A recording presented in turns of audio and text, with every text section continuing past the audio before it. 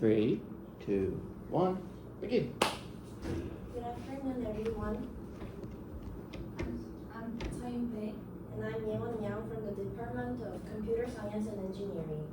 What are we going to talk about today is cybercrime. Here is the table of contents of our presentation. The presentation has 5 main chapters, as you can see.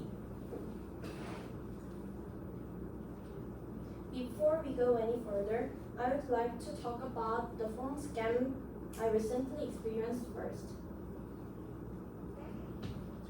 My parents recently received phone scam calls simultaneously. As you can see, my mom saved my number as daughter, and my dad saved my number as my daughter Yeon. My phone records don't include calls to my parents, but if you look at the red parts, they have calls from me. What gave me goosebumps about this phone scam was that it was not showing a call number restriction or a strange number, but showing my name, which was saved by my mom and dad, on the screen. It was an experience where I felt that phone scam had evolved to be very clever and vicious. The incidence of cybercrime in Korea has been steadily increasing over the past 5 years. As you can see in the graph, we would like to deal with cyber fraud and cyber financial crime, which account for a large proportion of all cybercrime, and cyber sexual crime, which is the most closely related issue for our peers.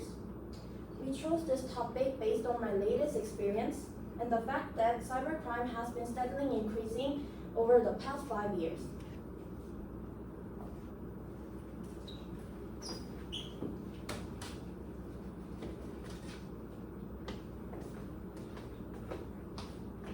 First, as mentioned earlier, let's look at cyber fraud. This is a case that Yeon actually experienced. Recently, she received a text message saying that it was subject to a report of a food waste collection violation. So she clicked the link and nothing came up. So she thought it was nothing, so she just let it go. But a few days later, the mobile carrier sent her a text telling her to be careful of sneezing, which said it was subject to a non-separation report of food waste. It was similar to Yeon receipt, right? Of course, we can't confirm whether it's been hacked yet, but cyber fraud can no longer be seen as just none of my business. Let me explain the most representative type of fraud among cyber frauds. As the center of our lives moves online, various cyber fraud damages are continuing by exploiting the increasing number of non-face-to-face transactions. The most representative case is smishing, which infects smartphones with mobile malicious code by impersonating mobile family events, checking tracking information, and fines. Especially, we can't help but press it while waiting all the time to see how far the package has come, accessing content that is closely related to our real lives. We have no choice but to visit a link written in an unknown text because it is difficult to distinguish whether it is phishing or not. So I will tell you how to prevent phishing. 1. Don't click or open a link to a text message you don't know. 2. Install a mobile backsnap to check the security of your smartphone periodically. There are several free backsnaps for Android like this. 3. If you think you've been exposed to smishing by clicking the link, then quickly delete the malicious application or reset the phone factory and contact the carrier to check and block the small payment. 4. When downloading apps, use official applications from such as Google Play Store or App Store. The second is cyber financial crime, which is an important issue for us financially. It is the form of capital theft through security authentication software vulnerabilities. Person B installed the security authentication software on the homepage of a bank he accessed a few years ago to use internet banking. However, recently, he forgot to store the software mainly using mobile banking through smartphones. Since then, there is a possibility that hackers will install malicious software that remotely controls this PC through vulnerabilities in the software, explore this PC, steal financial information, use it to access his account, and transfer funds to the hacker's own account. The latest version with software vulnerabilities removed has already been distributed in the past, but person B has not been able to confirm that information, and the real-time virus monitoring and regular inspection function of the vaccine installed on the PC has been turned off. In order to prevent such accidents, it is necessary to check whether you are using the old version of software. It is important to check the OS and app versions of PC and smartphones used in electronic financial transactions from time to time and update them to the latest version. For example, the iPhone we use the most, go to settings and press App Store and turn on app updates.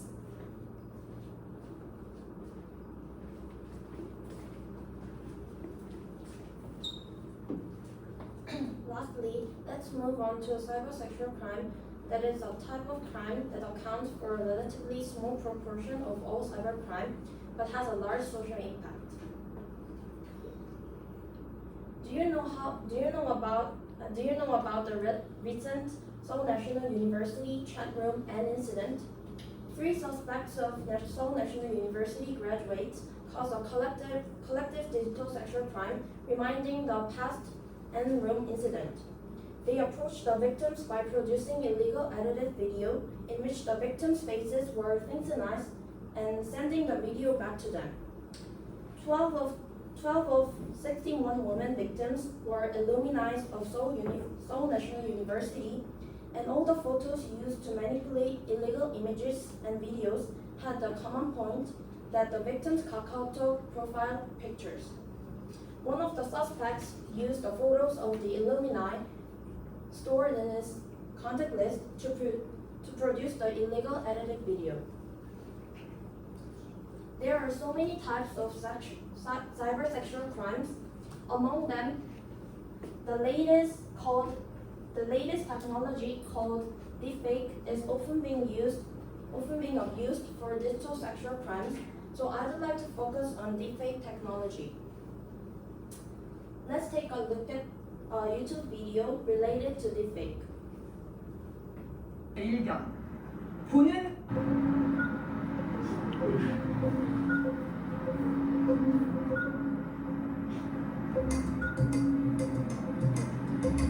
과연 이 중 누가 실제 인물인지 여러분은 구분할 수 있으시겠습니까? 이 얼굴? 아님 이 얼굴? 문제는 AI 기술을 누구나 너무 쉽게 이용할 수 있게 되면서 이를 악용하는 문제가 심각해지고 있다는 점입니다. Can you know what the real face of anger is? I don't know. It means the level of deepfake technology has already developed to a level that is indistinguishable from the real thing. Word deepfake is a combination word of deep learning and fake, which refers to a technology that synchronizes a person's face into another image using artificial intelligence technology. Anyone can easily and simply produce a deepfake video by attaching a photo and video. Then, how can we prevent cybersexual crime using deepfake technology? First of all, it is necessary to minimize the disclosure of personal information, such as photos, on social media. This is because if someone has a picture of your face, it can be abused to produce illegal edited videos. Also, second, do not open or browse emails or files from unknown sources.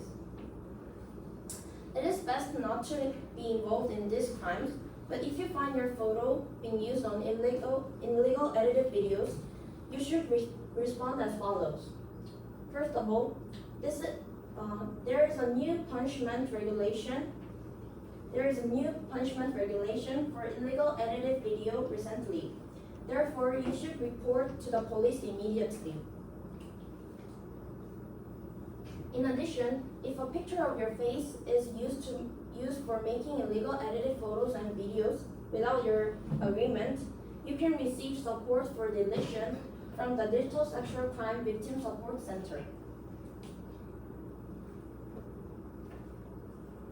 Let me sum up what we have told you today.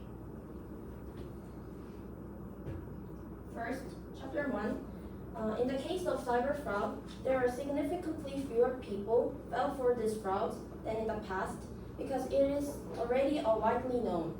However, you should be careful because the method is getting more vicious and new day by day, and you can get rid of like me. Second, in the case of cyber financial crimes, it is necessary to know how the crime is committed. This is because in most cases, your personal information is abused and your money is withdrawn unwittingly. It is most important to prevent in advance rather than take action after being scammed.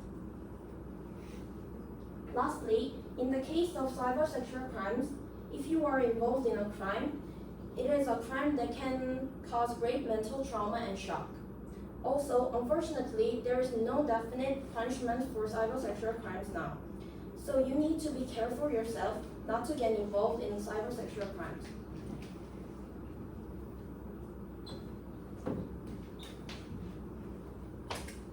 Since we are majoring in it, we admire the surprisingly rapid development of technology.